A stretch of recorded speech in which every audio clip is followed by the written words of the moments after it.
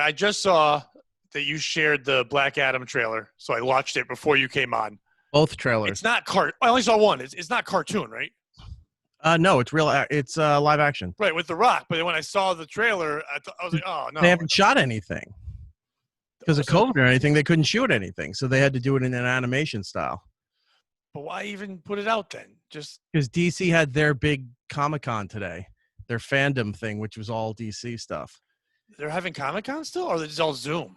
It was all mostly Zoom. Some people in rooms with other people, but it was mostly all online. So people are dressing up in their costumes, but on Zoom? No, like the people involved in the project. Right, but people can go to Comic-Con all dressed up to meet their heroes and stuff and be dorks. No, they just watch it online, like you would.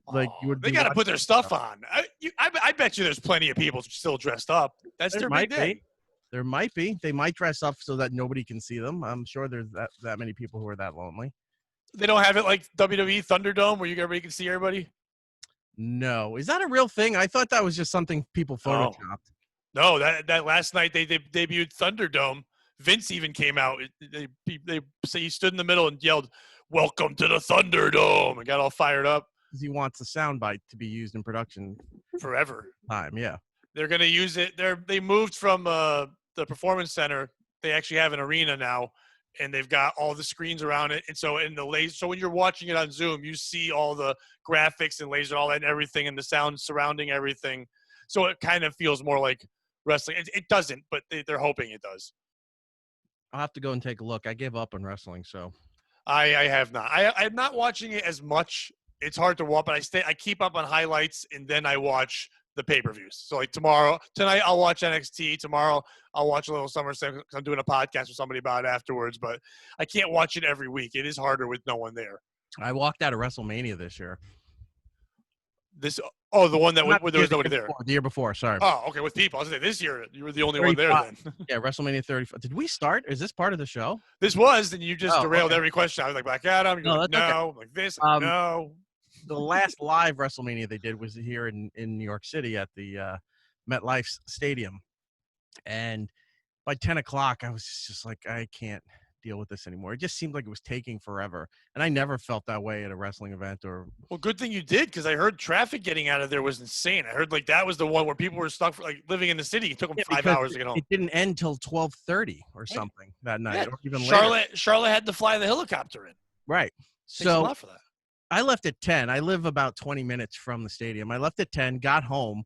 There was no traffic, got right out, and then watched the rest of WrestleMania at home. Wow. And then when the Triple Threat ladies match came on, I was like, it was after 12 o'clock. I said, oh my God, I'm glad I left, because I'd still be there for this thing. It just felt like it was dragging. And it was very long. They went too long. The one thing they have now learned with all this COVID and everything is how to make things happen better in shorter amounts of time. Obviously, people come back, they'll go longer, but I think they're realizing it was too long. Because the pay-per-views now are 2.5, 3 hours. It was too long because you had all the other matches starting at like 5 o'clock. WrestleMania didn't start till 7, I think. Right.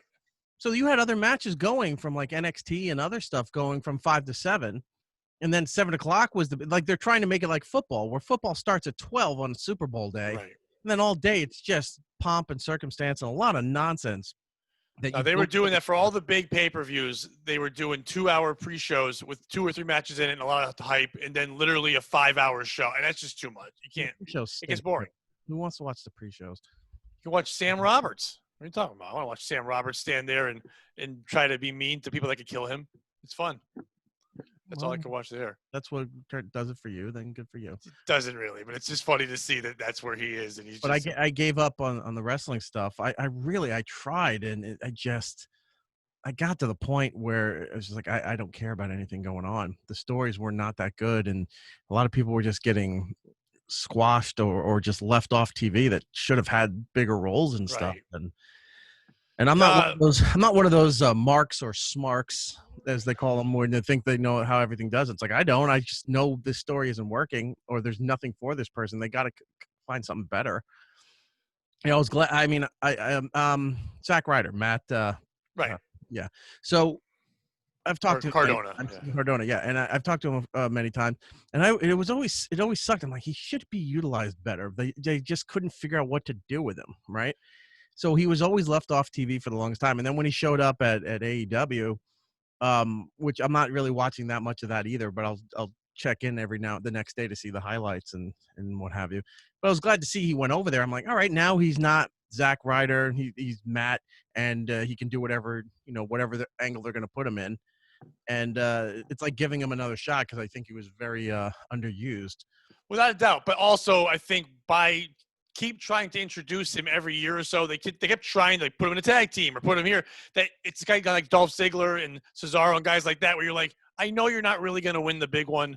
So you sit watching going, Rusev when he was there too, they beat them up so much they almost have to leave to go somewhere else, start over. Cesaro should have been Champion. in the heavyweight contention years ago. No, he literally should have had the belt years ago and then been the guy that a good guy chases. Like he would be the good heel that would beat up some people because his strength is there. He didn't need to talk much. They got too caught up in it, but that's the other guy that kind of like Owen Hart in the day was so good at wrestling and made everyone else look so good. They forgot to make him the star. But Owen had both. Owen could do that, and Owen could talk on the microphone. Right, but they even said they would never give him the main belt because he was so good at making everyone else look good. Better, right? Cesaro should have been, because Cesaro's one of those guys like Cena where he's freakishly strong. Now he doesn't have the big power physique that Cena has, but you look at him and you go, all right, this guy can't be that good. He looks kind of skinny compared. I mean, he's big in real life, but he's skinny compared to a lot of the other wrestlers. And then you see him swinging people, lifting like the Big Show and all this stuff. You're like, oh my God, that guy is really powerful. They should be doing. He's like almost supervillain powerful. He doesn't look like he could beat Superman, but for somehow he's doing it. And yeah, he should have been doing that. And then there was another guy that was like Cesaro, fits in that same category. I'm trying to remember his name now. He was Miz's shadow or stunt guy. Oh yeah, Damian Sandow. Damian Sandow. I thought he was great on the microphone. I'm like, wow, he's a natural, like cocky asshole, but funny. But you know what? He worked well. It was better playing off Miz because when he went to Impact and tried to be it on his own, it floundered. He could not cut promos when he didn't have someone else to play off of. I think he caught a very good time with the Miz and doing the shadowing. But that story needs to be bigger. And the Miz is a guy they've never really done as much as he should have with either. That one title run was terrible. So like when they finally, he's not that guy either that can elevate you when you beat him. So Sandow was that was the best he was going to do. He got good money out of Impact for it. Now I think he's out of wrestling, I think. Maybe. But no. It's fun to do a wrestling talk out of nowhere. That was nice. But that's as much as you'll get from me because I don't know the majority of the stuff. That's fine. Speaking of segues, I know. Hold on, before you segue, I know all the stuff going on outside of the wrestling, like Marty Jannetty almost maybe admitting to murder. That was crazy. Yeah, he admitted to murder. Somebody trying to kidnap Sonya Deville, and then now this thing with Velveteen Dream that's going on with allegations of like texting with underage guys and stuff. Yeah, he's doing the Chris D'Elia special there. Yeah. There's a lot of. And it's weird because I shouldn't be knowing that's going on, but it shows up in the mainstream news stuff, and you're like, oh, that shows up more than wrestling stuff does. And it's weirdly enough, I'm sure people go tune in to go see who he is now. They'll watch tonight on Takeover and go, oh, that's the one. I didn't realize he's dressed like Prince. I will give WWE credit for WrestleMania this year, where the two matches that I'm sure everybody else loved too. One was the Boneyard match, which I thought was great. It was like a mini horror movie kind of thing. And then the Funhouse or the Fiend's Funhouse. Yeah, the Firefly Funhouse. With Cena and Bray Wyatt proved he should be in movies. Bray Wyatt is fantastic. Well, he is. He's a huge horror movie fan. So he should be in them, is what I'm saying. Like, the guy really pulls off. Now he's proved that he should be in there, or at least some kind of consultant to it. But he was bringing those aspects into wrestling. When he had Cena come out in the NWO stuff, I'm like, oh, I haven't popped for wrestling in a long time, but even I was like, that's amazing. And them letting all those jokes about Vince go in, I was like, Vince believes in this because he's allowing himself to be shit on. He never does that. So right. No, anyway, that was fun to watch. No, but that was fun. I do like what they've learned how to do stuff outside of it. How are you going to make it interesting when they can't just be two people in the ring? Right. And they need to learn that aspect. And the other one is some of these wrestlers have shown their personalities more. Like Bayley and Sasha, yell at Michael Cole and Corey Graves when they announce because they can hear them now. And I just find that funny every time. Like in the middle of giving them a headlock, they'll turn to them and yell what they're saying because like, I like that they're not ignoring the fact that they now can hear them because there's no audience. Little things Right. like that make it fun. But What? And they have a terrorist thing going on now. Retribution. They haven't announced what they are yet. It looks like a combo of Nexus and remember the last time they had a Middle Eastern wrestler, Muhammad Muhammad Hassan. Saad and his group. It's Yeah. like a combo of those two things. But I saw a clip online. I think it was this week. Was it Monday that they were on? They go on both shows, so they They're go on both Monday. shows? They do SmackDown and Raw I right saw, now. I saw a clip this week, and just the way they were yelling and laughing, I said, oh, "No, all right, I'm out of it." Like if you shouldn't hear them, you should just hear the fighting and the yelling and throwing stuff and whatever. Not the like they shouldn't be. They should be silent like an organization. And I don't know what led up to this. I don't know where it's going, but it's been going too long without anything yet. It's got something's got to pay off soon. There are obviously females in it too. A lot of people feel it's going to be a female-led one, but with a lot of men in it too, going after both, so you can just take over the whole show. Right. Lately, with the last week or so, The Miz keeps doing the cowardly heel, running away with and coming in when they're all gone to save it. So some people think maybe The Miz is somewhere involved in it too, maybe becomes their leader. I kind of hope not. I hope it's new people coming up. Some people think it's the people that were let go at the beginning of COVID, and they put them back on contract, so it's their retribution to say we shouldn't have been let go. There's a lot of rumors. It could be like the corporate ministry where they were attacking Vince and everything, and all of a sudden at the end, Vince was the guy behind everything where they pulled the mask off. And Shane did show up a week or two ago randomly, so you never know. It could be Shane. Too. I saw a clip of they had a boxing, no, not a boxing ring. They had the WWE Underground. It was like the Underground thing. It was like a really large ring with no ropes. Right. And they were just doing like bare knuckle fighting or something, but it was scripted. Right. But it's a way to push people up, like Lashley and his group, MVP. They have a group now, and then like the Hurt. I'll give them all the credit in the world for figuring out how to keep this moving during COVID, because the majority of their money was just, even if the stories were bad, you were still in front of a live crowd, and they were traveling around the country, then around the world, doing all this stuff, and they haven't been able to do anything in 6 months. Right. And they had to put out so much more content documentary-wise, too, because they had to keep subscribers, because people were like cutting their budgets. Like, if there's no pay-per-views or no wrestling to really watch as much. Hang on this. And the fact that they must have been like, thank God we had that performance center that was also a really high-end television studio to do these things, because it's like, all right, default quick fix is doing everything at the performance center.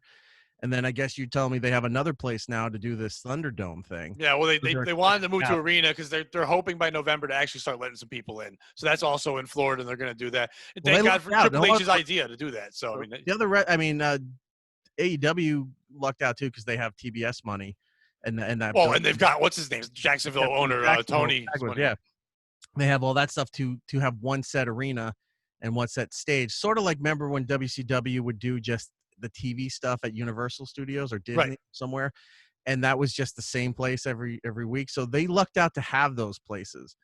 A lot of the organizations would have been like, we don't have that kind of stuff. We're just traveling city to city. We don't have a place to do all this stuff. Well, they've also having the places, but also having the people with tons of money, because like NWA, the newer thing, they were doing the old school wrestling where it literally was studio audience, and it was so small. They had the spot, but they didn't have the money to pay anyone, even like a camera guy, to be there if there was nothing coming in. So I give them all the credit in the world for reinventing and changing things up, and maybe they go back. I mean, they're going to have to go back to the arena style once we get the all clear and they can go tour again, because that's where all the money and the merch and stuff comes from.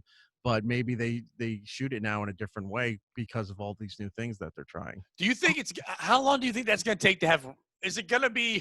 Are people going to be okay to be able to just be packed into a place again?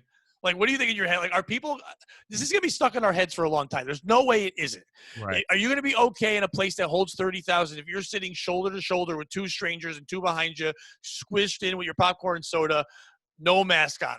Is your mind going to allow you to do that? There are people that it's going to, but I think a lot of people, it's going to be hard for that. A lot of people, no. Most people, yes. I mean, look at Sturgis. They just had it in South Dakota. several thousand people down there for their bike week and all that stuff. Now you're seeing the news stories pop up yesterday and today that a lot of these people did get corona, and they're tracking it through state to state from where these people came to visit.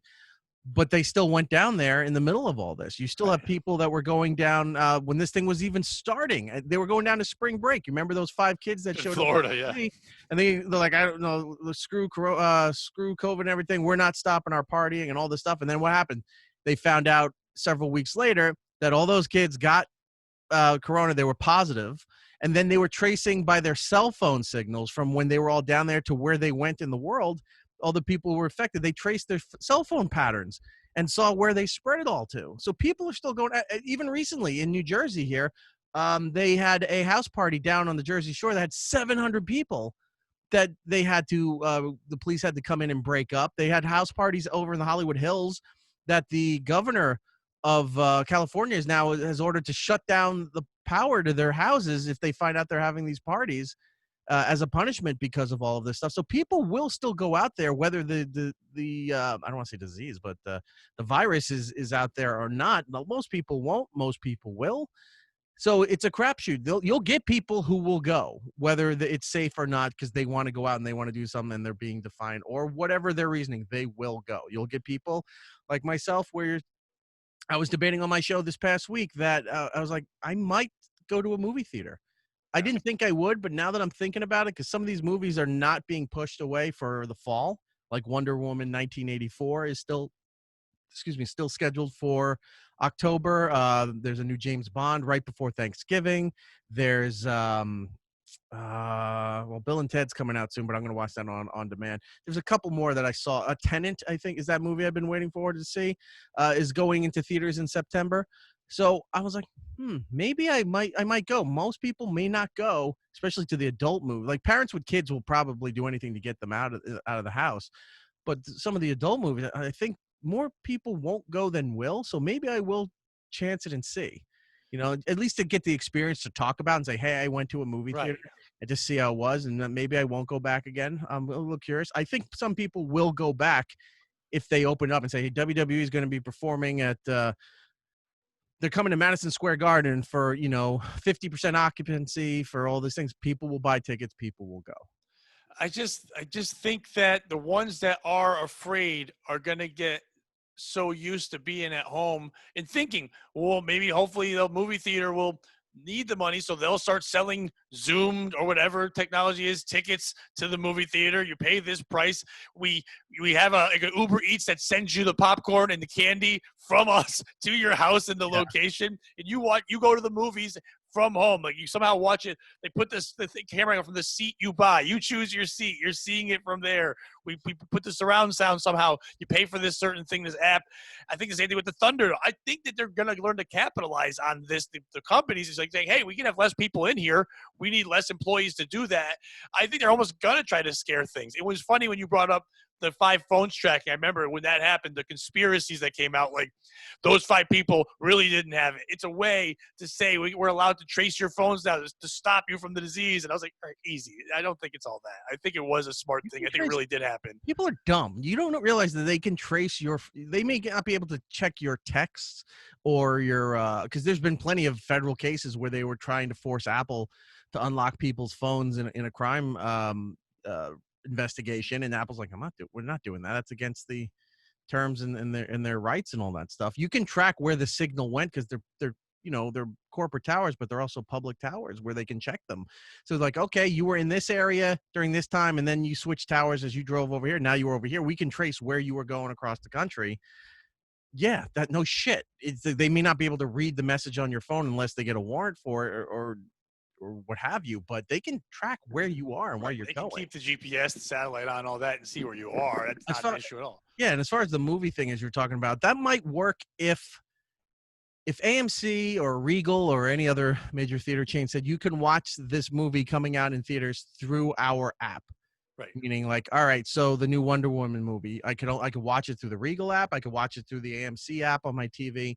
And that's essentially like virtually going to the movie theater because you're using their company. It'd be a new version of the Movie Pass, but you're buying it from home. So right. Speaking of Movie Pass, I found my old card in the other day. It's going to do you wonders now. Yeah. So No, I canceled this thing years ago, and it took me months. We documented on the radio show. It took me months to get this thing to cancel because they wouldn't acknowledge it. They kept charging me, and then no movies were ever available for me to use. So I wound up getting all that money back finally. But Nice. anyway, if the movie production companies, the movie studios agree with these theaters to do it that way, but more than likely they're just going, no, we're just going to release it on demand, because if they go through these theaters, they owe them a cut of the money.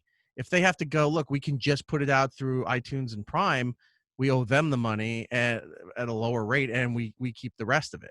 So I don't know how movie theaters are going to fare out, where if they're all open. The other day, what's today? The 22nd, when we're taping this, the 20th, AMC did a big promotion for reopening 2/3 of their movie theaters.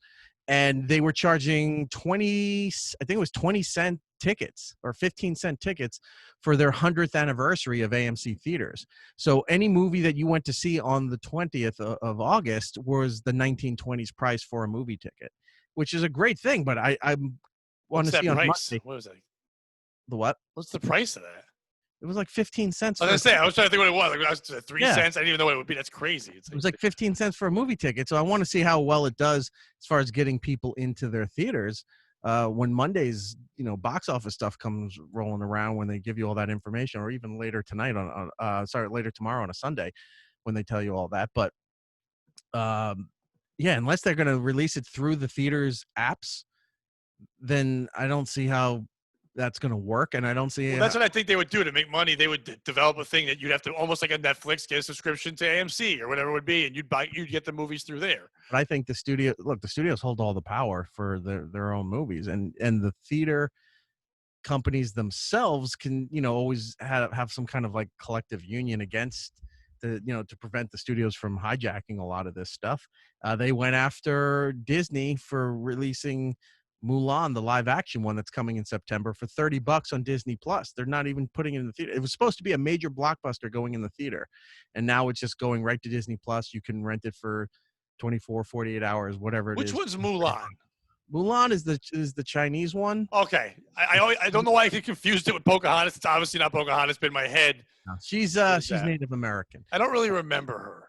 Mulan is the Chinese girl who wound up becoming a warrior. And I know the black one had a frog.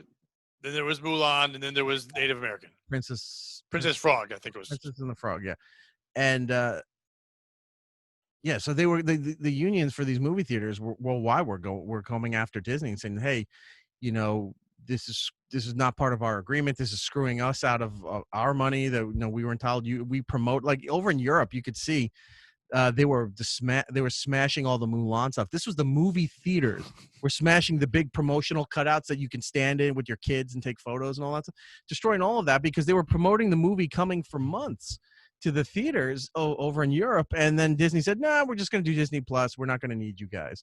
And they all lost their shit. They got pissed back in March when Universal released that Trolls movie, that Troll World Tour or something like that. Yeah, I think that was a Trolls World Tour. It was huge because kids had to stay home, and all the parents went and spent the $20 to rent it. It was the first movie that did that, being released on demand, and they made a ton of money. See, that's the thing. The kids' movies, this is ideal because if you could keep it at home or keep it on Disney Plus or do whatever with that, as a parent, you always wanted to bring your kids to the movies when they were little, but you knew they weren't ready yet. But they also want to watch it 57 times, not once, and they lose their shit.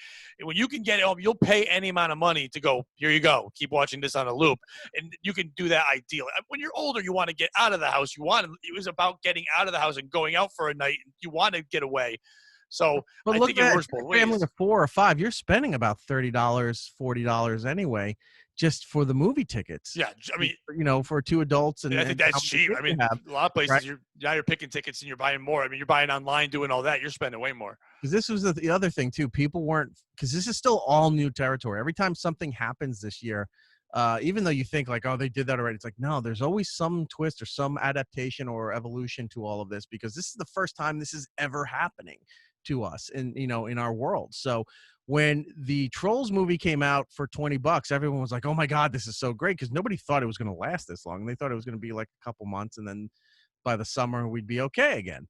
So they're like, "Oh, this is great. Let's just spend the money, get the Trolls movie." It did, it was a huge blockbuster hit for I think it was for Universal, and so they're like, "Oh, this is cool." And then other movies started to like, "Well, this doesn't look like it's ending anytime soon, so we're going to start releasing these movies specifically on demand for people." The King of Staten Island, the Judd Apatow's movie, Yeah, with Pete Davidson. Yeah, came out. It's like a 2 hour and 15-minute movie, so it's a long movie, but it it was looked terrible in the trailer. I didn't. it wasn't bad. No, I wasn't sure how it was going to be, but I watched it. It wasn't bad. Bill Burr was great in it.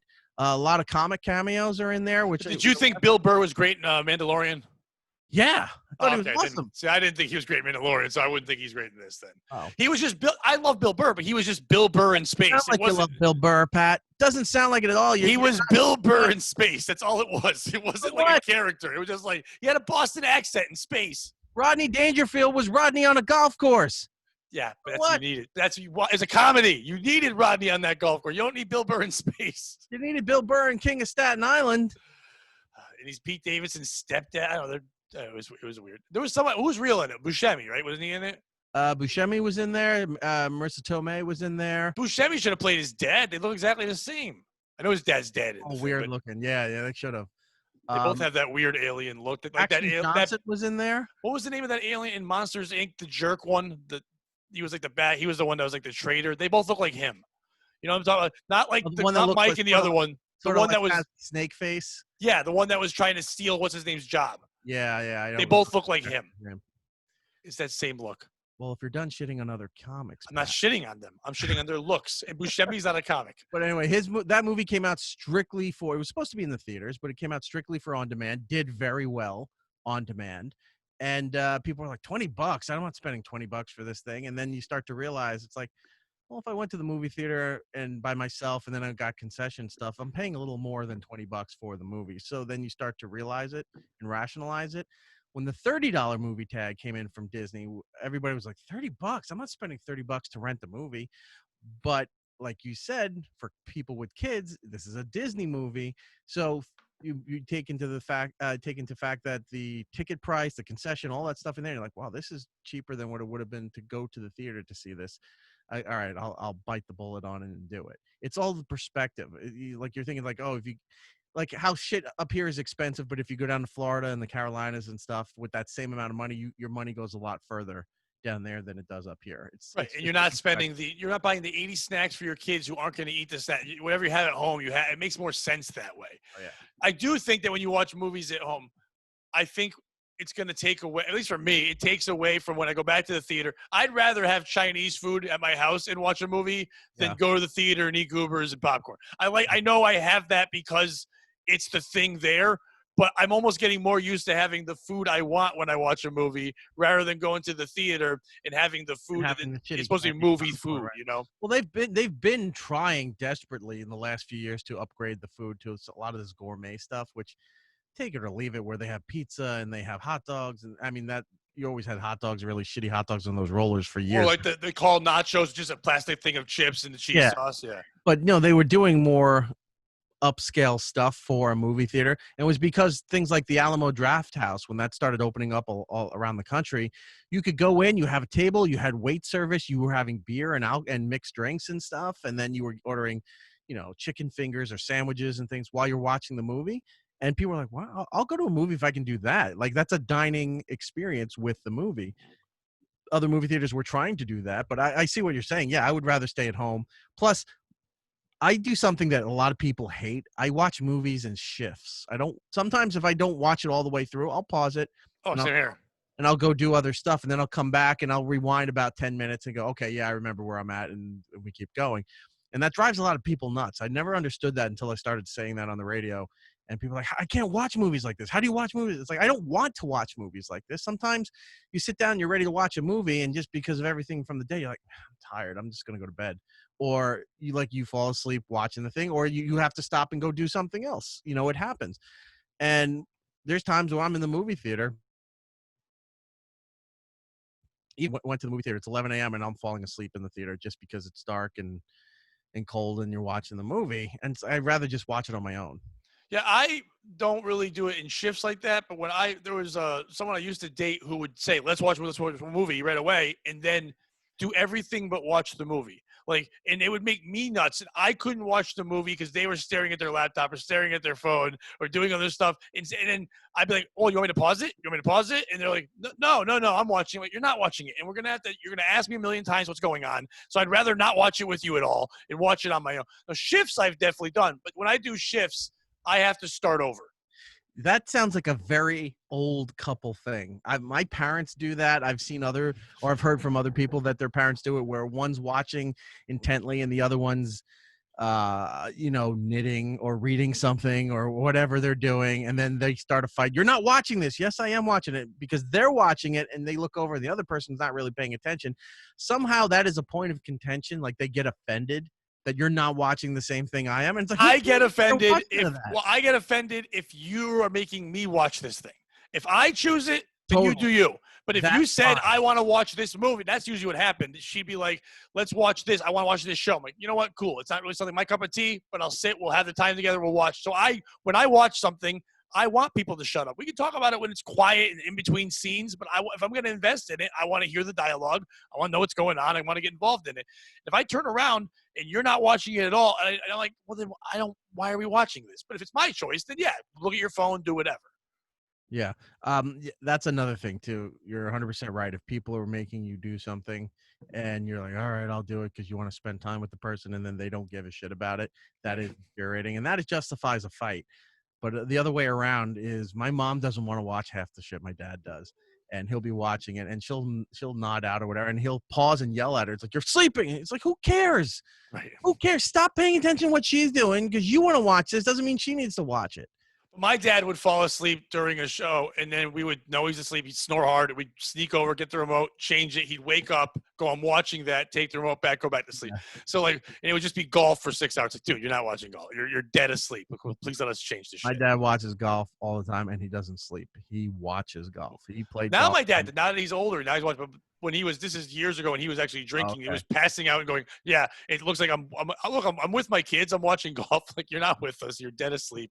It's golf. It's bowling. And it's some other shitty Saturday sport that's on television is when they're usually passed out sleeping during. Well, bowling's justified. You can't. I don't care how much you try to make that great. I remember my grandfather he loved, for some reason, there was this old soap opera called Santa Barbara. Yes. And he loved the show to the point that he was taping it.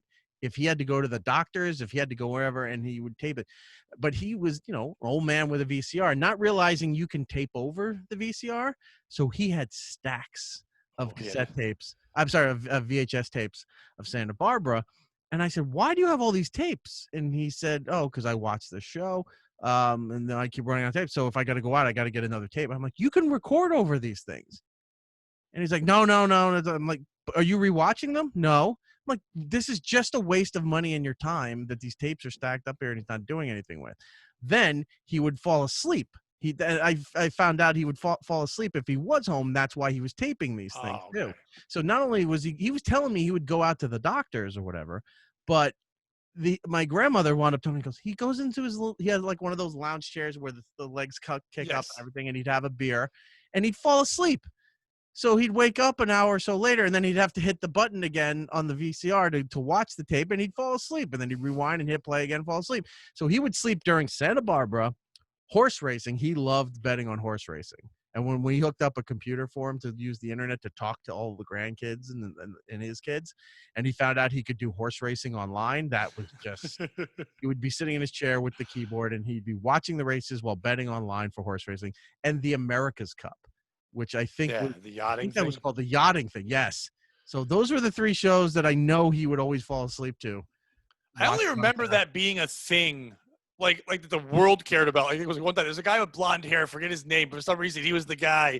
It was years. I was younger, but I remember people got excited. Like, this guy was like on the cover of Sports Illustrated once too, like for America's Cup. I was like, "Were we running out of shit? Why do we care about this guy?" I think it was Greg. That's like watching polo. It's just rich people. I'd rather watch polo than at least polo has some movement and something than a boat. It's just a boat. No. It's just a boat. There's in that old George Carlin bit, or water polo, which he couldn't watch because it's just cruel to the horses. Yes. which was funny when the first time he said it. But then when people say it later, like, ugh. Like, Well, but someone has to come up with the old joke when you once. got to credit when he's the first person to say it, it's funny. Listen, If everyone else is saying the it, it's first not person funny. to say chicken cross the road was killing it. Yes, Killing it. People are like, what? To get the other side? Oh my God, that's crazy. You're right. That's how he does it. meeting You're of the losing. century for the 1800s. Yeah. Knock, knock. What? What? No. I'm at a pretend door. Stay with me. I'm acting this out. It had to be big back then. Right. Yeah, the bowling and golf, I couldn't watch any of that. But if you're watching a movie, I like to watch movies alone more. My kids and I will watch them together, but we do kind of get into it. But if we know we're going to make fun of it, Right. we know that we're going to end up watching it again. Like we just discovered, what's it called? People Who Do Nothing. Or is this called People Just Do Nothing? It was a BBC comedy. It's about these guys that are rappers and they have a thing called Corrupt Audio. I've never heard of it. It's one of the funniest fucking things ever. But they're also in British accents, so I'm half understanding it. A guy named Steve Stamps writes it, and it's hilarious. But I've never heard of it. Just found that because there's nothing else on Netflix. So we're watching it twice, once to hear what they're saying and once to make jokes ourselves while they're watching it. I love a lot of British programming. I think they call you Anglophiles when you really love British comedy, British drama, British movie, a lot of that stuff, right? But it gets to a point where, just like in America, there's different versions of the accent, and they're all regional. But more times than not, they love to use one is called Cockney. Cockney, that's that. And then the Like other one chimney is sweep type one. Yeah. the other one is called like Chav, I think, which it's kind of like I guess would be like a Lower East Side 1980s New York art scene kind of crowd, but for London, whatever that area of London would be. And they have these accents where they bother, they'll sort of like they're mumbling, and their F's or V's, and like it's all different like ways of slurring the pronunciation, and it's hard to listen to.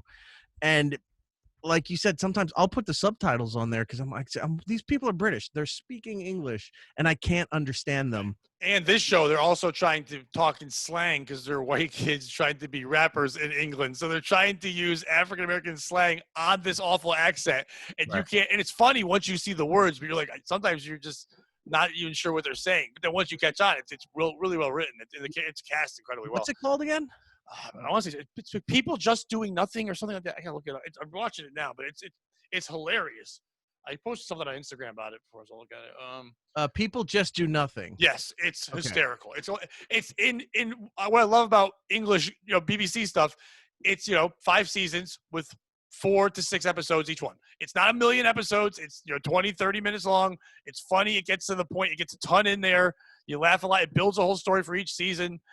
These characters, it's got a very Always Sunny type. They're all assholes, but they're dumb in either way. But they're very different than that. It's just these guys who are running their own internet radio or broadcast radio thing that only comes in like one part of the town, but they think they're famous and they're not. I will definitely look for that. I have a subscription to BritBox, which is a collaboration deal between BBC and ITV, and it gives you all their stuff, like all their catalogs and even stuff that's current, like a week or so later after it airs over there. It shows up on there. So I'll look this up to see if I can find it because it's on BBC Three, it says. Yeah, it's on Netflix right now too. So it's on Netflix? That's where I'm watching it. It's on Netflix right now. All right, even better. All right. Actually, it just popped up like in comedies. I was like, okay. I was like, I don't know what this is. And we checked it out and love it. My list then. I'll definitely after I finish Lucifer this weekend, I'll check this out. Are you liking Lucifer? I love Lucifer. Yeah, I tried it and I didn't like the first episode. And everyone's like, dude, it gets much better, but I kind of just gave up on it. Here's the thing: the first 2 to 3 seasons, they were on Fox. So Fox had a lot of control over it, and they were making it more of like Law and Order, like a police. Right. That's what it was. And I was hoping it wasn't going to be that. With all the Lucifer, heaven and hell stuff as secondary stories. But once they got, and if you can plow through it, they are good. If you ignore some of the, what do they call, police procedurals, right? If you could ignore some of that and just get to the really good parts, there's really good stories in there. About like the Lucifer being on earth and the angels coming down from heaven and all this weird shit going on. But as you get into season 4, this is season 5 that just got released on Netflix this past Friday. Once they left Fox, it became a completely better show. Like there's so much more stuff going on in there with celestial nonsense, and that it really makes it interesting. And to the point that this was supposed to be the last season, and I guess because of COVID, this happened to a few other shows too. Because of COVID, and a lot of the writers and the showrunners had a chance to think things out a little better, and now they just added a sixth season to it, which I'm very excited about. And I'm excited about it because it leaves the potential. Lucifer, for those who don't know, it's a DC property, but it was a Vertigo book. It was a Neil Gaiman character from the graphic novel Sandman, and he was like a side character in Sandman, but he got the first TV treatment where Sandman is now coming to Netflix, secondary. Right. So what they can do is they can reverse it a little bit and have a crossover with Sandman and Lucifer both being on Netflix to let Lucifer end and let Sandman start off and have a good jumping point. So if anybody out there read the Sandman novels and everything, they were really good. Like Neil Gaiman, it was a Neil Gaiman book, so of course it's going to be good. So to have it reverse a little bit, so if Lucifer can push Sandman out on Netflix, will be great. So now that they have a season 6, gives the opportunity and the potential that they could do that. So I am pretty excited about that. Yeah, the one thing I like about all this stuff out now and having all this time is that I have watched things that I've always said, nope, that's not for me, and then found things I like. Like, I've always just passed over Ip Man, and I've never wanted to see Ip Man. I'm always like, why is this on my thing? Why is it always showing me Ip Man? I'm not a kung fu guy. I'm not a karate guy, whatever it is.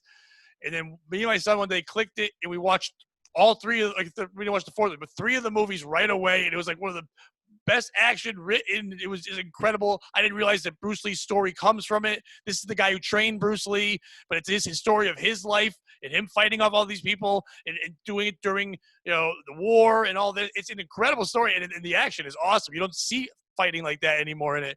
And I was like, oh, I'm happy I took the shot on. I never would have. Came out in 2008. Yeah, I never heard of it. Yeah, and it's now there's 4 of them. It is very Rocky-esque, the stories and how it goes, and how he's this guy who can train and fight, but he his wife is not understanding why he's doing this, and there's a child. It's very in that style, but it's really well done. There's a good humor in it. The first one subtitles, but after that they start dubbing it over, and it's silly with the dubbing, but still good. And then Bruce Lee keeps popping in as a kid and then trying to be trained and older, and finally that's where he learns from, as this guy. I'll have to look it up. Yeah, it was quite interesting right now. Yeah, I never heard of it. How do you feel about Plane, Trains, and Automobiles? The reboot? Yeah. So dumb. Look, I like Will Smith and I like Kevin Hart a lot.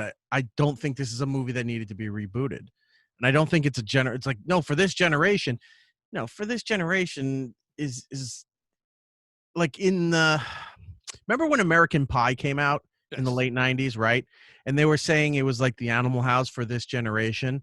That makes sense. You're making something along the lines in the spirit of, in the genre of, that would fit like that would be like you had American Pie. Sorry, you had Animal House for the 70s. You had Revenge of the Nerds in the 80s, and now you have American Pie in the 90s. Like they all fit in that same kind of spirit. If you will. Van Wilder, things like that. You were trying to capture the same thing. So so that I get. If you're doing something that's in the wake of something else, I get that.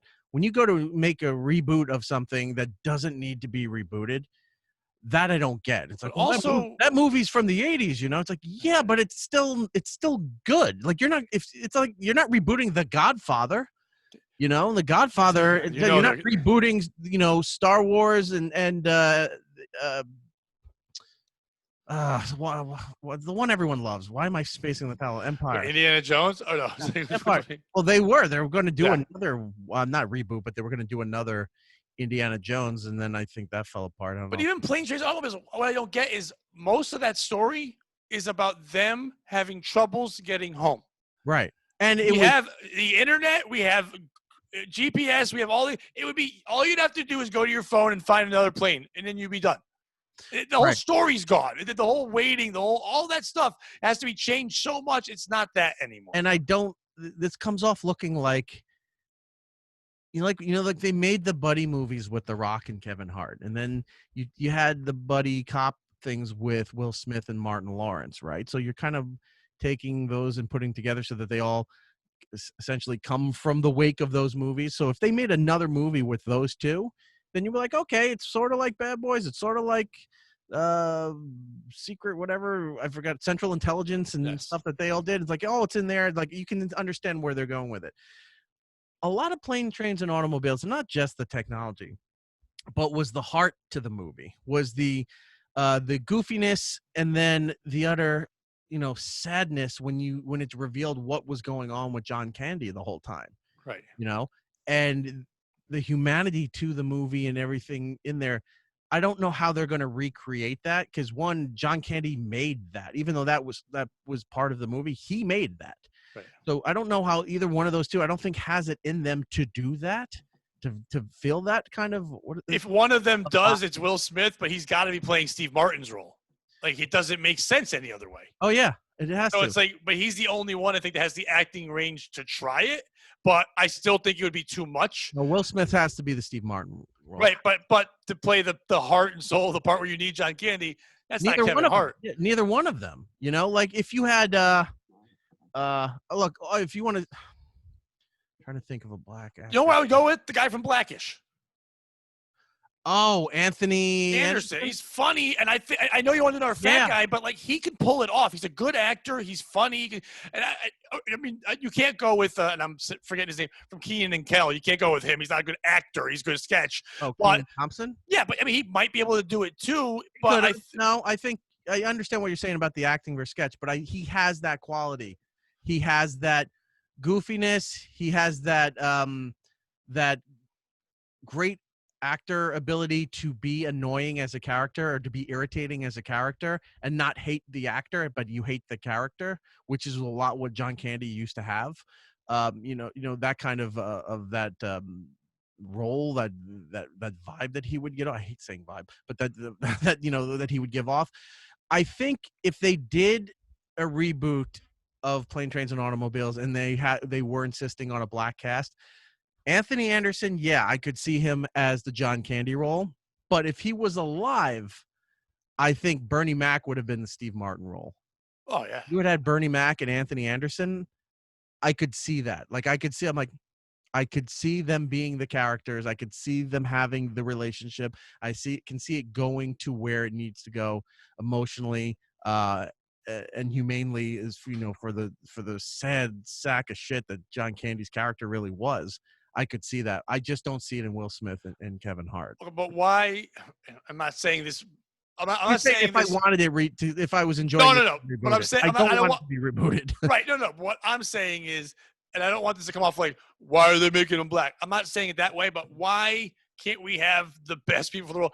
If we think Kevin Hart's good in that, are you just putting Will Smith? Will Smith's not the best for that. For that role right there, it should be. It can be anybody, but let him fit. It's their names, their box. Right, but there's other big names of other races you could do, or do it with a woman. Do it with a black woman that can pull off that thing. What are you gonna do with it? I almost want Jamie Foxx more than Will Smith anyway in that role. If I'm gonna take anybody, I don't like Jamie Foxx either. I don't. Did you watch the new thing on Netflix? No. He just came out with a movie, him and Joseph Gordon-Levitt. It's called Power of the something. There's this pill that they have. It's a superpowered movie. Oh, I saw that comes out for this. Yeah, you could have a power for 5 minutes. You don't know what the power is. You don't know what the power is, but it can't kill you too. And it's a decent movie. I think I'll watch that. I think that's on my list, actually. It takes 40 minutes to get to the plot. And then once you get the plot, you're like, oh, this is not a bad movie, but it shouldn't be over 2 hours long. Oh, Jesus. And Joseph Gordon-Levitt is not that good in it, but Jamie Foxx carries the movie. It does a good job. Right. But they let a black and white guy hang out. They let them do it. It's okay in movies now. Justin Timberlake should be in that movie with Kevin Hart. There you go. That's my movie. Justin Timberlake, Kevin Hart movie. It's big names. He can pull it off. No, it's easier to fit the Steve Martin role than it is the John Candy role. Russell Brand. Ew, nobody wants. Yeah, just English accent, annoying looking. No. Russell Brand. I don't. And the girl played Precious. I don't. That's like who it is. The girl played Precious. If they're going to reboot a movie for the sake of rebooting the movie, I mean, that's one thing. If you're rebooting it so that you can say, oh, this is the woman version, or this is the black version, or Lady this is the Ghostbusters, Hispanic terrible. version, or anything like that. That's not, you're catering to an um instant genre. Like once it's done, then forever it's going to look like shit because you're catering to it right now, but there's no longevity to it. It's like you're appeasing people, and then for the rest of the time, everyone's going to go, "That was a waste of money," Right. or nobody's going to like that movie. I Dave Landau said the other day on the Anthony Cumia show, where he said, if you're going to reboot movies that didn't hit the mark, that didn't get the shot it deserved, or it was done poorly, reboot those and try to give it a second shot and some new life by fixing the script or fixing the cast or whatever it was. Fix those old movies that didn't really do well. Don't make, all the box office successes that were classics. And Planes, Trains, and Automobiles is not only is it a classic, it's a holiday classic. Right. It's one of the two Thanksgiving movies that you watch around Thanksgiving to start the Christmas season. So it's there forever. Even if But they make the new one, the old one is there forever. So why don't you go back and try to fix movies that were just, that didn't, because that was the old way of thinking, and I love that way of thinking. But that was the new way. Now is, if it sucks in 5 years, we'll remake it again. All studios want now is either superhero movies or reboots. That's all. They're not taking anything new. It is. I saw somebody talk about that. They said right now the only way to get things done is the superhero movie or a reboot. So that's why they do that. And the superhero movies I get because it's making tons of money. Like we just saw, we started the show today talking about Black Adam, and the new trailer for Suicide Squad with James Gunn just came out, and the Wonder Woman, and all these are big and going to be big money movies for everything, and that's not slowing down anytime soon. The other stuff, it's just like you don't really need to reboot everything.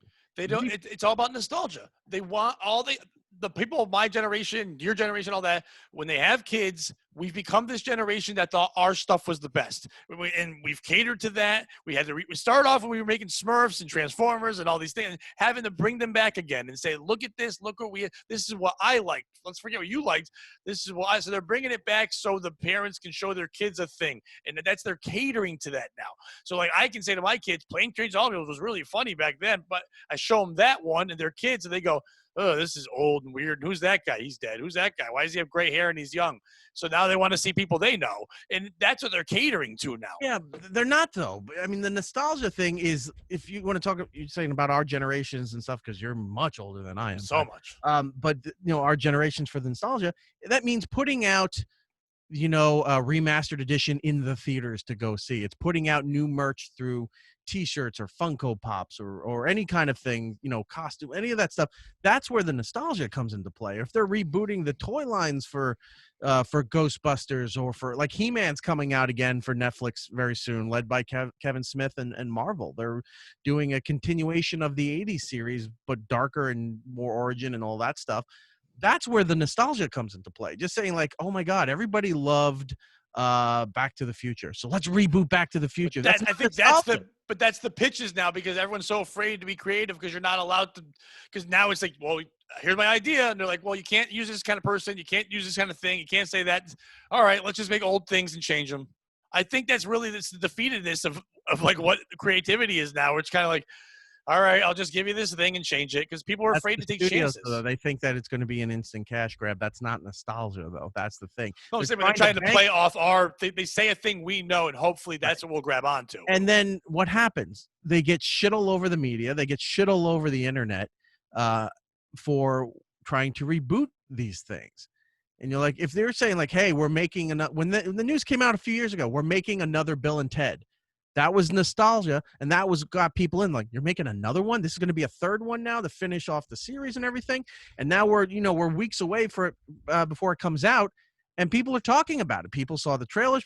Some people are like, I don't know. Some people are like, oh, I'm really excited about it. That's the nostalgia grab that you do, and that's the money grab. Saying that, hey, remember how you guys loved all this stuff, and no, I can't think of them. Like Goodfellas. We're going to reboot Goodfellas. Why? Every guy loves Goodfellas. Everybody from the 80s and 90s up to now loves Goodfellas. It's almost a perfect movie. And you're like, oh, we're going to reboot it again. It's like, that's not nostalgia. You're like, yeah, we all love Goodfellas. but we're not probably going to like the new Goodfellas. Good ladies. It'll be good ladies, and it will be Henrietta Hill. They'll do it. Ocean's 8, perfect example. I liked Ocean's 8. Okay. Now look, I did like Ocean's it. 11 when it came out, the George Clooney, Brad Pitt led vehicle, that was a reboot or a remake, if you will, from Of the the Rat Frank Pack. Sinatra Rat Pack one. Now, that was done for this generation, but it was in the same spirit of what the original story was, sort of what, homage to the original characters. They were modernized and some other stuff. But you watched it. When you saw Elliot Gould, when they go to talk to Elliot Gould, he's got the big old-fashioned cataract glasses on. He's in a bathrobe, sitting like a Vegas mobster would be like that. You saw where they were pulling it from. You saw that they were paying respect or homage to the original story, for the people that loved the original Rat Pack stuff, that they were going to like this one. So you did 11, you did 12, you did 13, just because they were, after 11 they were making money, so they did 12, 13. The 8 comes around. So what happens? She's the sister of George Clooney's character. Sandra Bullock. She's something, Rebecca Ocean. I don't know what her name is, but she's in there, and then she has her whole girl squad, and they're going to do stuff. And what happened? The movie tanked because it was just obviously forced into like, oh, we're going to make the female Ocean's 11 instead of making your own thing as a female group and starting your own franchise. You're biting off this one because we need to have the female one. And guess what happened? It didn't do well. And then you got the girl from The Office, Mindy Caitlin, yeah, whatever her name is, Mindy, was screaming and yelling and saying that because of white male movie reviewers is why people didn't come and see this movie and why it did so bad. It's like, no, it was a bad movie. It didn't need to be made, and you were just leeching off an existing popular franchise saying we need the female version of it now. I liked it. I was a big fan of it. I enjoyed it. I didn't like Rihanna in it, but I liked everything else in it. I didn't see it, so I've seen all of them. Here's how it's funny. This is the second episode in a row of this podcast where I've talked about Ocean's 11 because I just talked about it with Pat Dixon for 5 minutes before. So we got into that because he asked me what my favorite movie is, and I've never had one. At different times in my life, I enjoy different movies. But at one point, I really liked when I first saw the remake Ocean's 11. That made me go watch the original Ocean's 11, and I really loved that. So weirdly enough, the original Ocean's 11 became one of my favorite movies. My favorite songs, I can have all that, but movies I never had. I enjoyed all that because I know it's not true, but it felt like it was a bunch of friends making a movie. Like they wanted to all kind of be together in that sense, and it felt like, yeah, not only the homage, but also like we kind of feel like we're them in a way.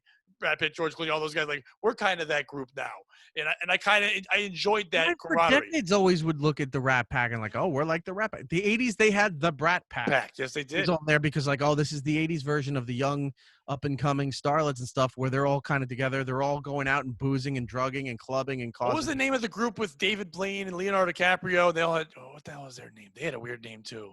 They were like they had a Hollywood name. They were a group of like 6 of them. They were like Tobey Maguire was in it. It was a weird fucking group. I forget. They had a name. And it was that one. There was also the Hung Jury. Gavin McLeod was in that one, and Milton Berle, because they all had everyone in it was supposed to have bigger than 12-inch dicks or something like that. Gavin McLeod, fucking Captain Stubing from The Love Boat, and Murray from Mary Tyler Moore. Yeah, they were in there. That's weird to have that head and that size of a piece, but. Anyway, Planes, Trains, and Automobiles shouldn't be rebooted. I know, but what I hope it does is I hope it makes. I know I'm probably not going to go see that one, but I am going to have my kids sit with me and watch the original, and hopefully that's what this does. I watch the original every Thanksgiving or Thanksgiving weekend. I watch that. There's 2 movies that I tell people. Everyone says there's one Thanksgiving movie, and that's Planes, Trains, and Automobiles. And I say there's 2, and I've been saying it for years, and people are starting to come around. The second movie is the lesser-known movie. It's called Dutch with Ed O'Neill. Yeah, Ed O'Neill, yep. It's an amazing movie, and it's all centered about bringing this kid home from prep school for Thanksgiving. So both of those movies kick off your holiday viewing. Watch those in this season, and then you can thank me later. What I loved about Dutch was I only knew him as Al Bundy. And I said, Al Bundy in this movie, that's going to be terrible. Who would have known, like, after that? And now, obviously, there are people. What I love about actors like him is that there are people in this world that only know him from Modern Family, and there are only people in this world that only know him from being Al Bundy. And it's crazy that he made 2 iconic characters. They got away Neil Patrick Harris has done and stuff like that to a Right. lesser extent, but it's like insane when they can do that. But Dutch, I love because it shocked me. I Well, wasn't ready for him to be that way. here's the thing with Dutch, it didn't do well in the box office. No. It's more of a cult classic. And they even acknowledged it in a later season of Married with Children. They go to a video rental store, and there's a big cutout of Dutch, and you see Ed O'Neill on there, and they're just shitting all over this movie. Like, who the fuck would watch this thing, you know? So it was very kind of meta in that way that they were making fun of it. But I also liked him as Stan Mikita. Or not, no, sorry, he was Glenn, managing Stan Mikita's Donuts in Wayne's World. Yes. When he started to tell the story about killing a guy in the heat of passion and everything. Hilarious. Like, he actually, it's Ed O'Neill, so you're thinking Al Bundy, but when he starts talking, you lose the Al Bundy thing. You just focusing on him in the story for a couple of minutes. I think he's really good. I think he's fantastic. And when he does a role, I mean, it's crazy when you do an iconic role that you can do another role. There's only certain guys that can do that and make you think that again. But he's one of those guys that when you watch Modern Family, you don't think Al Bundy. I loved him. I don't care what people think. A lot of sitcoms are not good anymore. I loved Modern Family. I thought it was really well done. I thought it was funny. I loved Ed O'Neill in there. His first line in the first episode of that show, he plays Jay Pritchard. He has a gay son who's married, and they just adopted a baby. They were waiting on a list for adoption, and they finally got called. So they went and picked up the baby, and they brought the baby over to introduce the baby to everybody. And so they're coming in, and they have this little Vietnamese baby girl, and they're like, "Oh, what's her name?" And they go, "Lily." And he just throws his hands up on the air, and he goes, "Great. They gave her a name she'll never pronounce." And I went, "Oh, my God, this is a family sitcom." Yeah. And then as it went forward, it's like it really showed that like it is pretty edgy. There were a lot of gay jokes from the gay people that were shitting on gay people, and like they really took their shots, but in the right way of doing it, and it was hilarious. Both them and Schitt's Creek both did that in a great way, where they were able to play with it, but like you would laugh, go, "Oh my God," but also and just enjoy it. And no, it wasn't just shock value; it was well written when they did it. And Fred Willard was an occasional star on Modern Family, who played Phil Dunphy's dad, because Ed O'Neill was Claire's dad, so Fred Willard would show up now and then, and he was just that doddering old fool. It's like, how he's spacey, smiley, always happy, Fred Willard, and just saying and doing the most horrible things that you can't say or do in this time period, and they got away with it because of the way it was being portrayed. And I was like, that show, for what you think, like, oh, it's kind of a hokey family.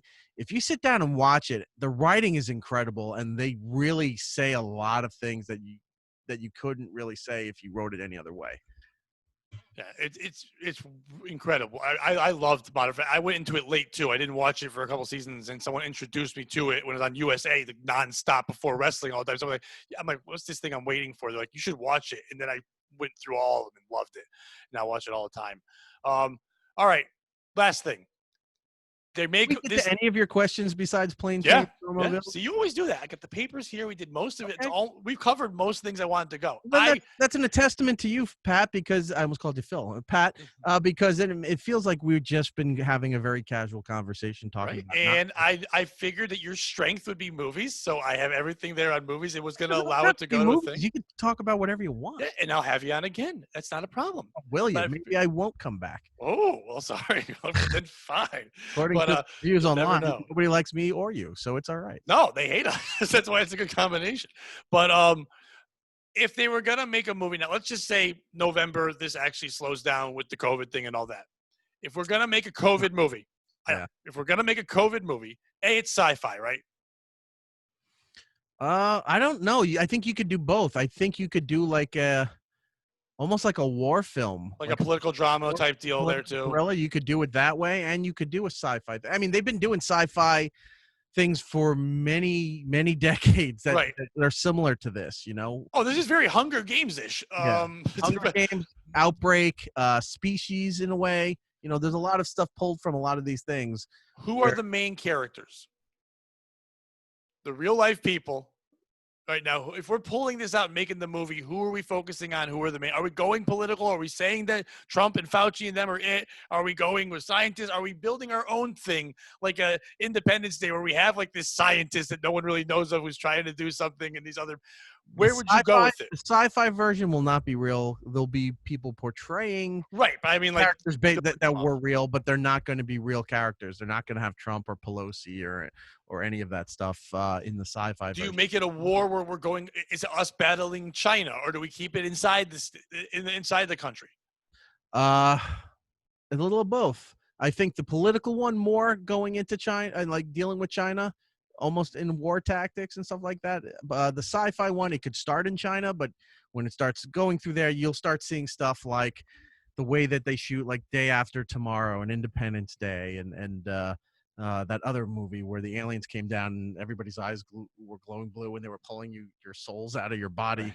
Right. It's going to be shot like that. It'll start from here, but then it moves around, case by case. You're seeing this stuff going on while somebody's running through the streets and explosions are happening or people are dying around you. Like, it's that kind of way that the sci-fi one is shot.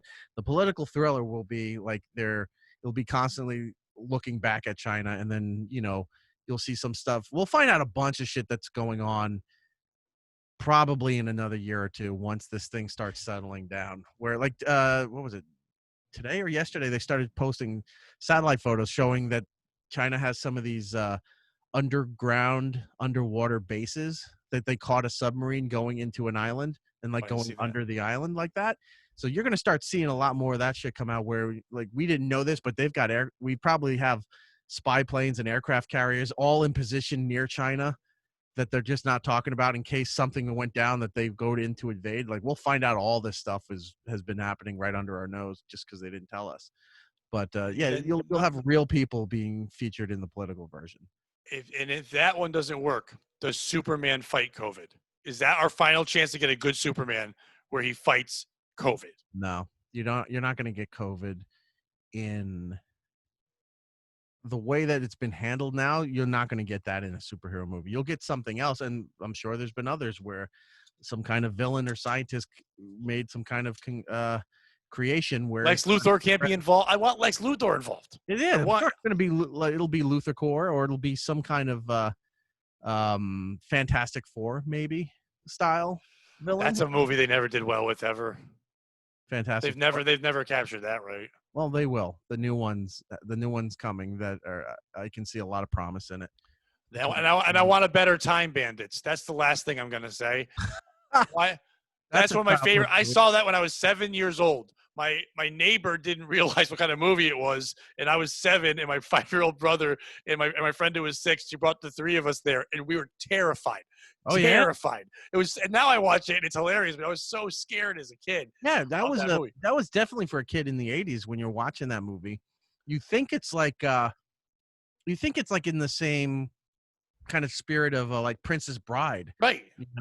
And then you go to watch, and you're like, oh, this is pretty dark for a kid. It was Monty Python written, right? I mean, not all of them, but Terry Gilliam and stuff like that. I know they were working on making a TV show version of it before all this happened, and they had the guy who directed Jojo Rabbit was doing it. Thank you. I forgot. That's on my list. I got to watch that. I forgot to watch. I have not seen it yet, but he's doing that. He's gonna be put. I don't know if they're changing that now, but I heard they might not use midgets, and I'm like, well, then that's the whole movie. Like the whole movie is that. Like that's the whole. Why would you not? No, don't use midgets if you hire actors to pretend that they're midgets. No, that if you hire like this is how you get around it when they're like, yo, you're hiring. You can't call them dwarves, but you right. Oh no, wait, you can't call them midgets. I don't think you can call them either. I think they're little people, but so you can hire them, and then they're like, oh, you're just using that to make fun of it. It's like, no, we decided not to hire other actors to portray these little people. Instead of we went out and like you're like you suggest, hire the people that fit those roles and let them play that.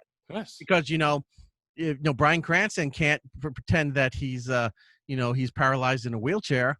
You have to hire somebody who's an actor who's. And it can't be Danny DeVito. He's not a little person. He's little and a person. You hired Danny DeVito. If he's too big. No, but that's the funny part. If you had all these midgets and one guy's Danny DeVito, he could play Napoleon. He could play Napoleon in it, and he'd be great. You could look at it and go, "Yep, I'm fine with all of this. You have a couple of little people and Danny DeVito as one of the little people. No one's going to argue it because everyone loves Danny DeVito, and he's going to be hilarious. And Dinklage is too handsome.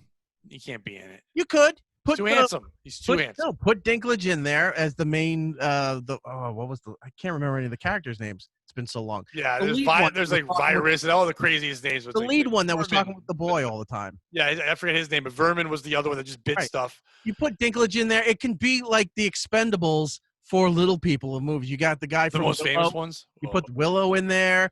If any Oompa Loompa. Warwick Davis. Yeah. Warwick Davis in there. Dinklage in there. Danny DeVito in there would be hilarious. And then like Bagel Boss. No. Once people do it. You go for one. You go for one. Like, holy shit, is that Bagel? He doesn't talk. He just stands there and he just fights people. No. It's finally the one role he could do. He just attacks people. No. You get the guy from Bad Santa. Oh, Cox is his last name. Tony Cox.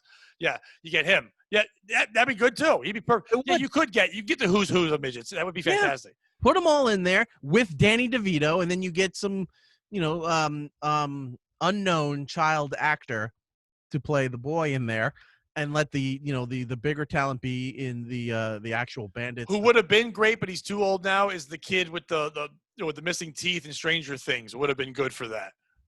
Oh yeah, like his first season when he was younger, he would have been fantastic in that role. I mentioned this earlier, thanks to the COVID, when I was talking about Lucifer, how people had to slow down and they rethought their positioning on their shows and wound up expanding, which is why Lucifer got a sixth season.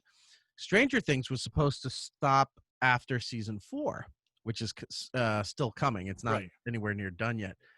But the creators said, look, we took time to dissect the next season and readjust where we're going with this and figured out some better things.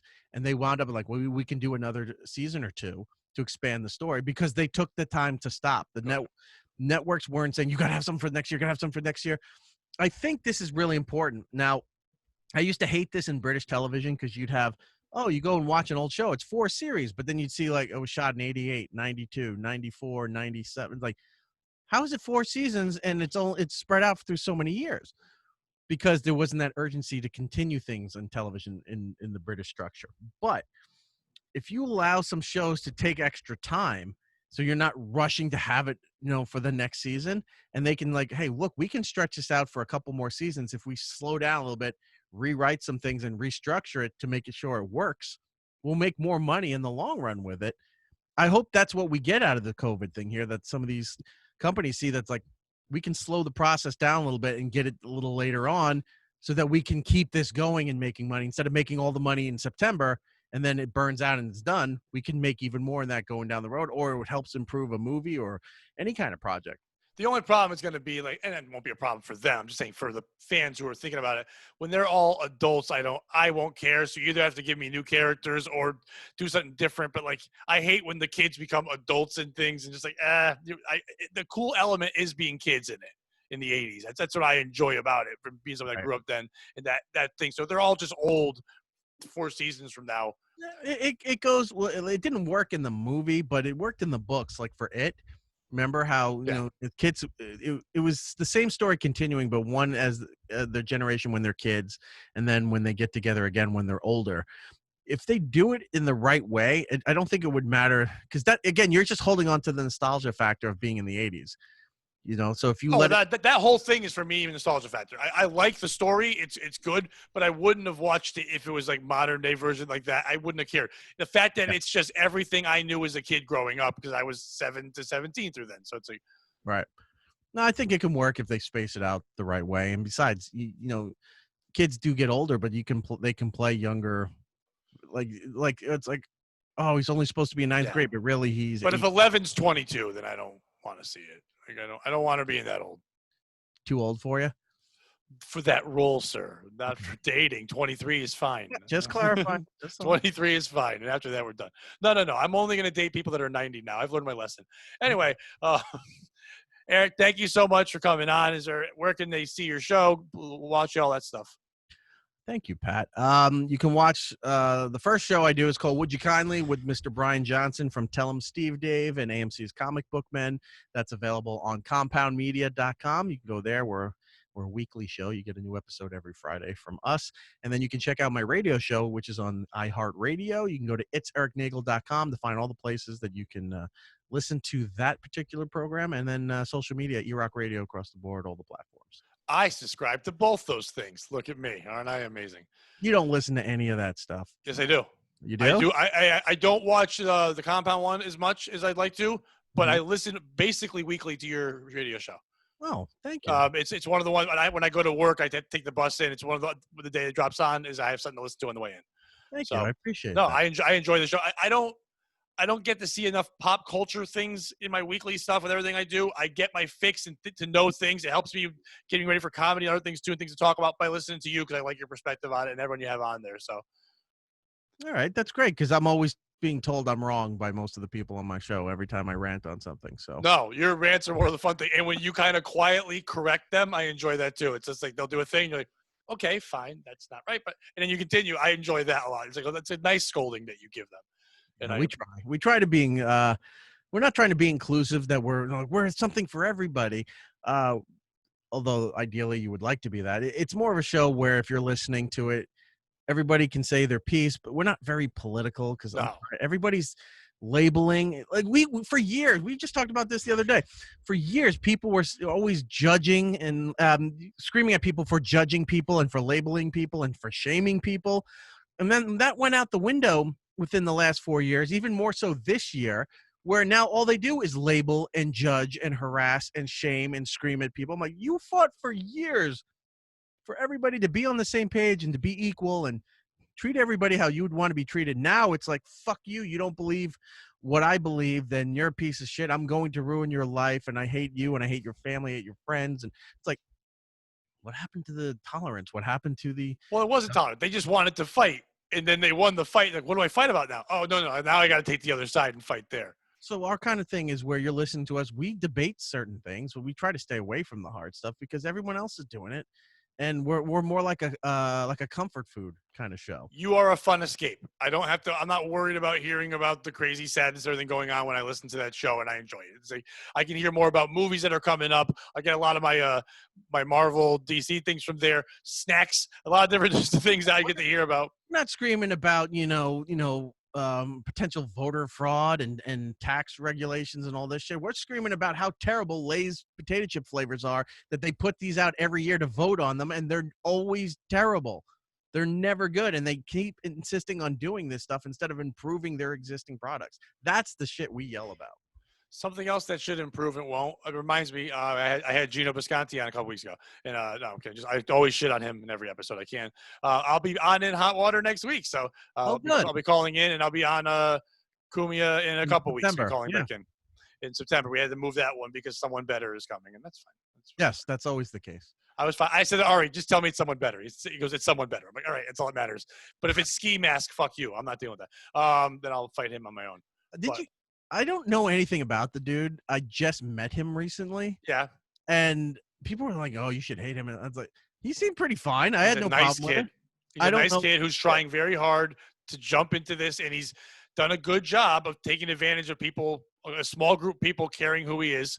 And they're like, and he's got a lot of work to do. Him and I've talked about that. He doesn't really have much of a personality, so he lets everyone else kind of take over, and he's kind of let too many people get involved in his stuff. But there's something about him that you don't mind listening to what he has to say or how he interviews people that he'll catch on. I don't know. I know of his show. I've never watched it or heard it or anything. It started off as basically like the wrap-up show for Brennan, and I told him to kind of get away from that because you're going to get a stigma, which he listened to me with. He did grab a couple of the fans like Mead and Stancil, and they became his co-hosts, which, by the way, that Mead kid's also someone who's very charming and could be a good podcaster and comedian if he put his mind into it. Stancil's just a goofball. But they have too many guests. I've been on a couple of times, but he's working on it. He's just but he's been smart. He's asked questions. He asked Chrissy Merrill a lot of questions. He'll pick brains of people and find out how to do things. So, like I said, I don't know really anything about his show. I've seen screen caps or something show up on social media now and then. But he was on one of the Compound shows not too long ago. He came in, met him, nice enough. Yeah, he was on Chrissy's. Yeah. Oh, that's who it was. It was on Chrissy's thing.